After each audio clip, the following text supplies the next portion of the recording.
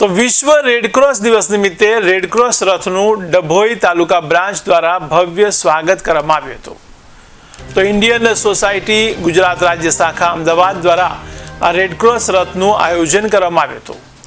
તો રેડક્રોસ ડભોઈ શાખાના chairman doctor બીજે બ્રહ્મભટ્ટે જણાવ્યું હતું કે આ રથ માનવતાના વિવિધ કાર્યોને સમાજ સુધી પહોંચે એ હેતુથી સમગ્ર ડભોઈમાં ફરીને જાગૃતિ લાવવાનું કાર્ય કરીને રાત્રિ રોકાણ ડભોઈ મુકામે કરી આગામી દિવસોમાં ગુજરાતના વિવિધ શહેરોમાં પણ જાગૃતિ લાવવાનું કાર્ય કરશે।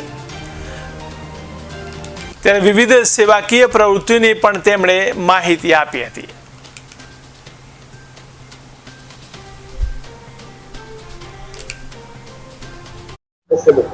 इंडियन रेडक्रॉस सोसायटी ए मानवतावादी सेवाओं करती आंतरराष्ट्रीय संस्था है। खरेखर मूलभूत रीते घवायेला सैनिकोनी सारवार करवा माटे रेडक्रॉसनी स्थापना करवामां आवेली, पण आगळ जता रेडक्रॉस ए खरेखर सेवाकीय प्रवृत्तिओ करे छे, पण मूलभूत एनुं कारण आपत्तिना समये क्या पूर होय, दुष्काळ होय, आग लागी होय तो आवा समये रेडक्रॉसनुं मुख्य काम छे। पण तदुपरांत पण रेडक्रॉस जे बीजी सेवाओ आपे छे एमां खास करीने सिकल सेल અને થેલેસીમિયાની બીમારી માટે જાગૃતિ ઊભી કરવી, કોલેજના લેવલે એ લોકોનો કેમ્પ કરી અને તપાસ કરી થેલેસીમિયાના વિદ્યાર્થીઓ હોય અને કાર્ડ જુદું કાઢી આપવાનું હોય છે। સામાન્ય રીતે એવું હોય છે કે જો ફાધર અને મધર બંને સિકલ સેલ કે થેલેસીમિયાના પીડિત હોય તો એનું બાળક પણ થેલેસીમિયાવાળું આવતું હોય છે।